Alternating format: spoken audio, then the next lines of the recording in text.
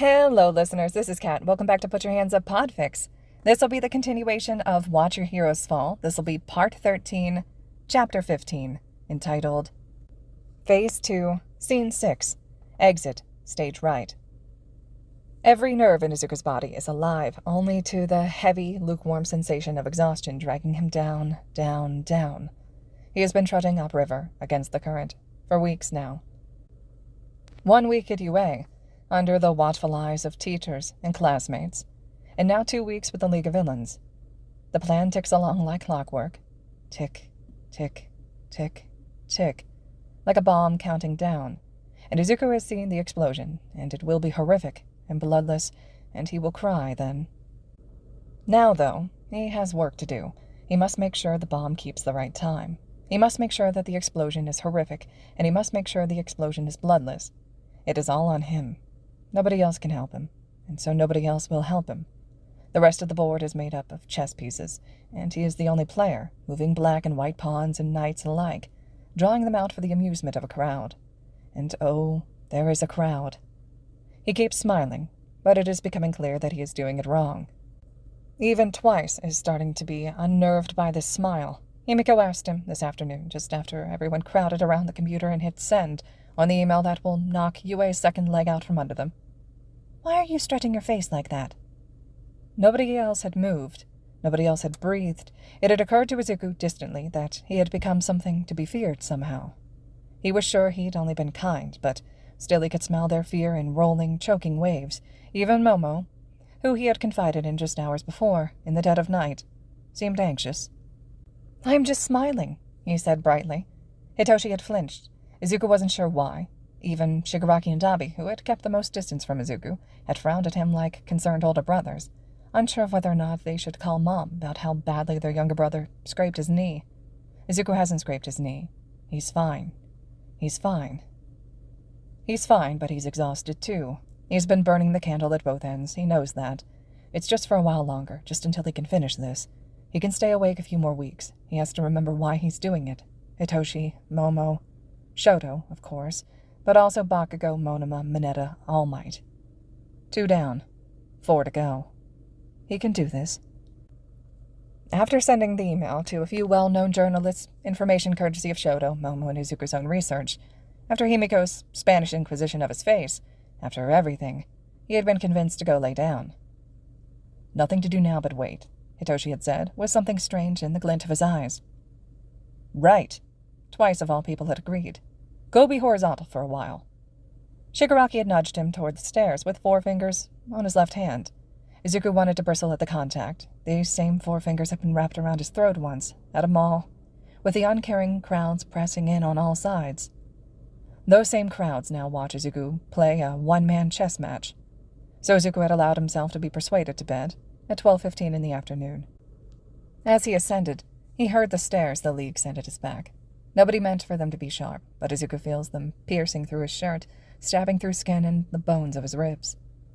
Now he sits on his mattress, dragged with loving care from a dump by Himiko and Twice and Magne. Compass had refused to go into the dump, but he had used his quirk to transport the mattresses for Izuku and Hitoshi and Momo from the entrance of the dump to their rooms in the bar. Once moved in, Momo made mattress covers and sheets for the whole League, and once Himiko and Shigaraki had finished being excited about having sheets, oh, how Shigaraki had tried to hide the glow in his eyes. It had been a funny, sad thing to watch. Dabi had half-joked that the place was getting crowded. Magne had rebutted. "I don't know, it's kind of homey. At least we finally have a body in every room now." Izuku leaned more toward Magne's opinion, but Shoto had told him about how the Todoroki household used space, and Dabi's claustrophobia made sense. People nearby were adversaries, or other victims in Endeavor's house. But thinking of Shoto, how Shoto must be doing. Tomorrow is Friday, and Shoto will go home for the weekend to Endeavor's house. Brings those tears that Izuku must wait a few more weeks to shed. His breathing hitches in his throat. He needs something. Something he can control. Something he can help. Anything. Anything. He grabs for the notebook, flips to a random page. He knows this page. He knows every page. He has memorized the notebook. Still he reads the page, the next page, the page after that. He rereads the whole notebook. He rereads it again, until the sun slips into view of his window, and by the time it touches the windowsill, he is asleep. It's USJ again. The attacker is All Might this time. His wide smile is too bright, and his punch levels Kirishima into a pile of sand that blows away in the wind. He rips Ida's legs off before he can get to the door, and Ida wails in agony as he bleeds out into the concrete entry steps. Asui is pitched toward the volcanoes at such a velocity that she'll be dead long before she singes her skin on the scorching ground. Hagakure tries to sneak out to get help, but All Might sees her, somehow, and discovers that her quirk does turn off when she dies, although her face is too disfigured to tell what she could have looked like. One by one, Izuku watches his classmates get picked off by an attacker so familiar, so loved, that they don't even have time to register before they are screaming for mercy. Please, please, All Might, please don't kill us. Izuku is held in place, tangled in Eraserhead's capture weapon, although Aizawa is nowhere to be found. One by one, all of them die, except Shoto. Shoto is wrapped in his own ice, unable to melt it, struggling to free himself and becoming a patchwork of inexplicable bruises with no apparent source until all of him is swollen and purple except his scar. He's sobbing, whispering, and Izuku can hear it, even from far away. Please don't leave me, Izuku. Don't leave me here. But All Might comes for Izuku, and he smiles, and he says, Midoriya, my boy, say hello to Nana for me. And Izuku feels his organs cave in, and his bones shatter, and he feels the guilt. Guilt. Jesus fucking Christ, kid. It's Dabi in his doorway. There's footsteps in the hallways behind him, but he turns around and shoos them away before sinking into the room and closing the door to keep peering eyes out. I didn't think you knew how to yell. Izuku isn't fully awake. I've been so nice, he's mumbling, straining his pulsing eyes to see over the haze of pain behind them. I've been trying to be so nice. Dabi doesn't hear this from his side of the room, but the room is small, so maybe he hears him and just ignores it. He picks up the notebook, which had been sitting open and at risk of tearing as it spills over from the edge of the mattress, and he ignores Izuku's sudden snarl of warning, and he closes it without snooping, and he sets it safely down on top of Izuku's backpack of clothes, the only thing he brought with him for this whole adventure. They're kind of fucking scared of you, Dabi says. Izuku feels this is an incredibly unfair thing for Dabi, who has tried to kill him and his friends, and now has the audacity to be afraid of Izuku, who has been trying so hard to be nice, to say, You all right? The fear coming off of even Dabi, who burned away the yoke of the title that is now freezing Shoto in place, even Dabi, the fear of those that Izuku has turned to comrades, the fear that prickles his skin where it wafts under the door of his room. It's alienating. It makes Izuku's flesh raise with cold goosebumps. He uses it as a spice to make his words sting. Shoto screams like that too when he sleeps. Dabi's expression skitters backwards, even if his posture stays resolute and still. Izuku is burned by that fear, which he can smell like cigarette smoke from Dabi's scarred flesh. He says more. He didn't used to scream when he lived with Endeavor. You can beat that out of a child, you know. But after we moved into the dorms, he started screaming, every few nights. The dorms are soundproof, though. I only know because sometimes, after, he comes to me, and I help him back to sleep, and then he screams again. Why are you telling me this? Dabi snaps. The fear is a visible miasma, swirling Dabi in a typhoon of intimidation and vulnerability. But Izuku doesn't know why he's telling Dabi this. The fear, he wants it gone. Whether that means Dabi leaves with it, or Dabi listens to what Izuku's trying to tell him, is inconsequential. He has been so kind. Why is Dabi afraid? Why did Hitoshi flinch at his smile, and why did Momo clutch her robe tighter when she saw Izuku enter the bar last night? He has been so kind. My head hurts, Izuku finds the wherewithal to admit. Dabi doesn't get it, he shrugs. I would be surprised if it didn't. That was a hell of a scream. The fear, not the camaraderie, and not the friendship Izuku craves so badly, has worked so hard for, is what draws Dabi's question from his mouth. You want me to have Kurogiri make you some of that milk stuff from last week? It'll knock you right back out.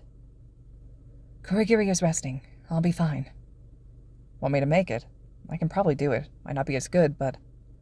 Izuku blinks. The miasma, the scent of cigarette smoke, they subside.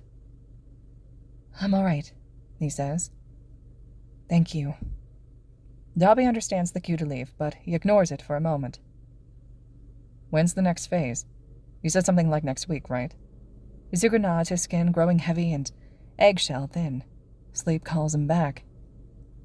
Nothing to do until then. Why don't you get some more sleep? Then Dabi strolls to the door, leaves, closes it behind him. Of all people, Dabi would know how to pretend not to be scared of someone. Izuku's sleep is neither dreamless nor peaceful, but he doesn't scream again. His hands catch it in their soft lines, and he swallows it back down. Izuku haunts the bar like a phantom, feeling the wedge between him and his would-be comrades hammering wider. That wedge hammers behind his eyes, too, pushing with every strike. Pain, pain, pain. It's been 36 hours since the email. The news is on constantly. Different channels on every TV on the second floor of the bar, all muted. The UA press conference earlier this afternoon with President Mike, Nezu, and 13 facing off against hordes of salivating reporters. Had to scramble to cover the article about Mineta as well as the League's infiltration. Izuku can hear the glorious chorus of outraged emails from parents. He knows that even Momo's mother and father will be among them. In the way that 13 placatingly assures reporters that Mineta's expulsion has already been processed in light of the accusations, and Izuku sees the hornet's nest drop in slow motion as a cry rises up in blogs and newsreels around the world. Accusations? The girls were terrified to change for PE. Sometimes, everyone pulls up popcorn to watch and laugh as UA dodges the rain of fire. They are starting to see the outline of the bomb, starting to hear the echoes of tick, tick, tick, tick. Still, they shush and scatter when Izuku enters the room. They feign seriousness. Izuku wants to vomit. His muscles burn, his head pounds. Every day is another beating, even if he can usually go to bed without a scratch. He's sitting at the bar. Kurogiri is cleaning glasses. Mostly everyone is upstairs watching the news. Hitoshi and Momo, as a nervous, unified front, came down a bit ago and asked Izuku if he's all right, and Izuku said he's fine. They asked why he's limping, and he told them he stubbed his toe. They didn't believe him. Izuku didn't expect them to, but they didn't push it.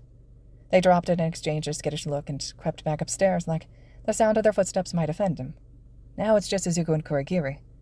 Izuku appreciates that Kurogiri doesn't have enough self-awareness to be scared. He barely has enough self-awareness to follow orders, even if he's intelligent. Izuku's sure he's only been kind. He's sure, so why is the only person left near him a man who was created from a hodgepodge of genetics and programmed not to feel anything but a nebulous paternity for Shigaraki Tomura? There's a knock at the door. There shouldn't be. Nobody should know this bar is occupied. Kurogiri steps toward the door, but Izuku waves him off and goes for the door himself. He's ready to fight. He's ready to tell Kurogiri to warp everyone to their designated rendezvous point. He's ready to do what needs to be done to make sure that everyone else gets out safe, even if it means abandoning his plans. Everyone being alive is more important. He has a butter knife in his hand when he peels the door open. He drops it immediately so he can catch Shoto, who is bleeding and mottled with bruises and collapsing before Izuku's very eyes. It's just like his dream.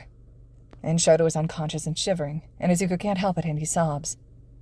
"Shoto," he whispers. Kurogiri stops cleaning glasses and wanders from the room.